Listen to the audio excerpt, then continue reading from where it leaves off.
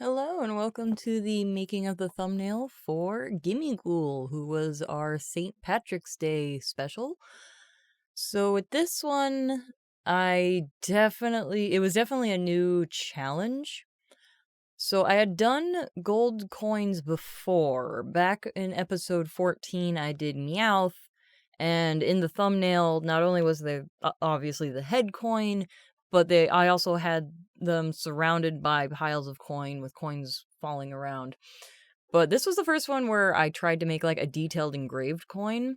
So starting with a yellow ring for the outer ring and then a darker shade for the inlet, I made a outline version of my logo, my Succubay Liar logo, and just pasted it in there, and I'm going to start tracing it.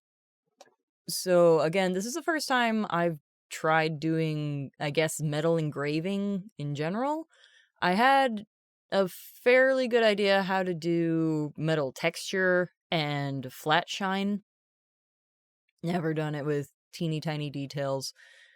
So starting with the base outline of the tail feathers, because for anyone who doesn't know, lyre, Lyre, is based on the lyrebird that can mimic an extraordinary amount of noises and animal calls. So they're kind of my mascot, and leading down into the heart, since this is mostly my lewd audio channel, and succubay referring to succubus, so also a play on the devil tail. So what I just did, I outlined half of it, and then I copied the layer, and then paste flipped it. I use this a lot. It saves a lot of headache and perfectionist twitching. I'm just going back and erasing the blue line of my trace outline. And I also extended some parts of it to try to meet the outer ring, because I think that gives a bit more of an aesthetic feeling of design for coins. I know a lot of it can be centered, but I feel like if they're that close to the edge, it just seems more satisfactory to me to have them extend to actually touch. So yeah, going in there, I decided to mostly block out the blacks in my logo, but I also decided to block in the heart on the bottom there.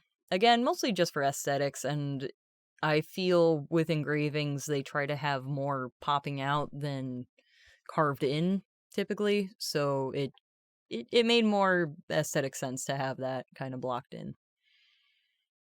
Yeah, finding a little more of the blues and erasing that, and squaring everything up, making sure it's fairly centered. And now also just staring at this, wondering how the heck am I gonna color and shine this? So there is a gradient tool that I have in paint.net that it can do all types of different gradients. I'm using the centerline one here, just giving it that nice shine look. I find for it to be kind of metallic, it kind of depends on what colors you use. So I'm also trying to play with the gold colors, because I find gold an annoying color, because it's not quite yellow, not quite brown. You kind of have to balance it a bit so it doesn't just look like poop or rust. But you don't want it to look like cheese. So I also made the decision. Made the decision, but also started experimenting to challenge myself with the inlet, because I felt that brown, again, my frustration with the color gold, that brown was too brown and too dark, and it just looked like another metal altogether. And like very, very departed from the original outline color. So I'm taking a step back, I'm experimenting a bit, because I want it to kind of match, but I also need it to be different for the design to work. And I kind of landed on that, like this shade where it's a little between gold and silver, copperish. I'd say a little coppery gold, like a pale gold. Rose gold is the redder one. Anyway, so now I am trying to do shading on the engraving, I've mentioned in previous episodes I'm not the best with light source drawing and shading, especially with teeny tiny engravings with a center light. I've never properly shaded coins before, especially with this much detail. So it was definitely a challenge of me just tossing shading around. And I don't shade terribly often for these thumbnails, but I kind of had to for this if I wanted it to be legible at all. So just kind of trying to play with the light source as best I can. Again, I have no true idea what I'm doing. That weird little line that some people might be seeing in the gold rim, by the way, that's just the selection tool at work right now. I just have the specific area selected so that I don't... I think it's mostly I just didn't fully realize it was still selected, but... Because I believe that's the selection outline for the back coloring. Yeah, the undercoloring I did for the imprint underside. So yeah, playing with the different shadows, just going back and forth. Definitely a learning experience here. If I ever do end up doing more coins, I'm definitely going to look up a better tutorial, because I'm just winging this right now. The gradients I had from previous experience, but the shading, I have no idea what I'm doing. So I believe I am about to move on to Gimmighoul themselves. I definitely started with the coin because Gimmighoul is such a simple design. That's I mentioned in the previous episode with Arbok how I looked at this, it's like, oh, it's gonna be so simple. But that coin, oh man, that coin took up half the time, because this whole thing took me about 55 minutes. Part of that was also I had a lot of interruptions, honestly, but that coin took a grand majority of the time. So doing the eyes, having kind of inky eyes, doing a mix of the original eyes and my Ditto eyes. Whenever the Pokemon has like super distinct eyes, I try to take characteristics and add them to my design. So I kept the glasses nose piece type of thing, but I added my color and the wings to the edges of the eyes. And they're very angy, because in the episode you're trying to take their coin, and they don't much appreciate that. And otherwise, the rest of this, it was super easy in comparison. Just block in the colors, do the shine.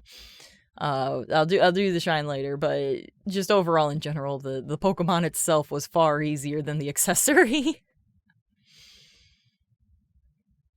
And doing its little sensor antennas. I always use the line tool. Little tip, if you do the same method, if you take the 2 center points, because every time you put the line tool, it gives you 4 points to work with, and if you take the 2 center ones, the closer you bring them together, the sharper your point will get. Then adding the little deely bops, and then just doing the little mitt hands. Yeah, with a lot of these pieces, art in general, I feel like it's as hard as you make it on yourself. So this one was definitely a case of I made it harder on myself, but I like it. I like how it turned out. Getting the little feetses. Again, just doing the copy paste flip. With this one though, I accidentally had the outline and the color on different layers, so I just copied the outline, and then it's like I can just color it in from there. The outline's the more important part for me there. And now we're getting into the angry blush, flustered blush. I initially was going to go with the shy blush that I've put on other ones, but honestly, it's a little more angry flustered than flirtatious flustered, so I made it more that kind of bridge across the face, more like they're kind of feverish looking. And I just really like the cartoony smoke cloud coming off. Kept that part pretty simple too, because also by this point I really want to go to bed, so I will admit I was starting to rush a little bit. made a rainbow background, because again, the theme of the episode was St. Patrick's Day, and the setup is that you follow the end of the rainbow and you find Gimmighoul's treasure, but it is not yours to take.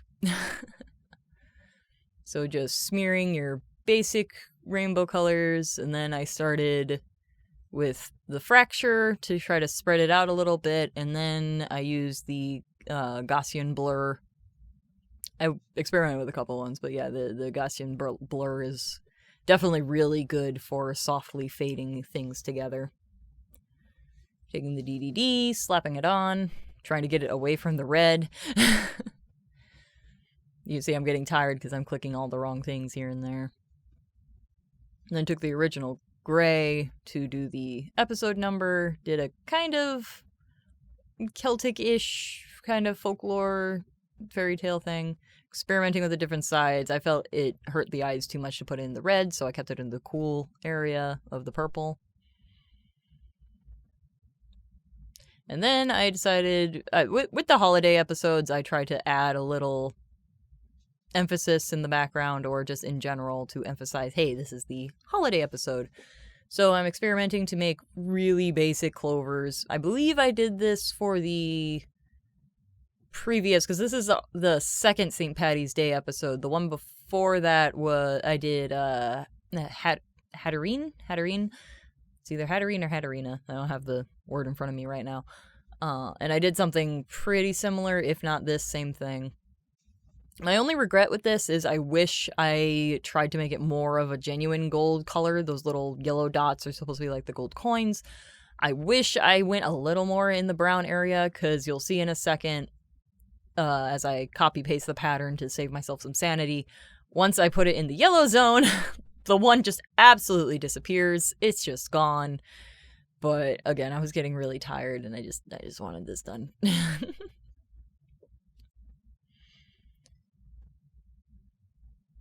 So yeah, now we add the Ditto Shine. I kind of leave that as the last part, partially just to make sure I didn't miss any parts, because the shine goes on almost every part of the Pokemon, so making sure I didn't miss any bits, or if I decided to alter something. Also, honestly, it's my favorite part. I love making things shiny. But it's a very simple Pokemon, so it was a very simple shine effect. And there we are. That is our grumpy little Gimmighoul. One, again, the deceptive, oh, it's simpler, it's so simple, but then I make it harder on myself than I really needed to. This is also why I try my darndest to just restrict myself, because if I let myself go, I will just keep adding detail, and it's supposed to just be a tiny thumbnail. I don't need to go extravagant with it. But I think it turned out pretty good.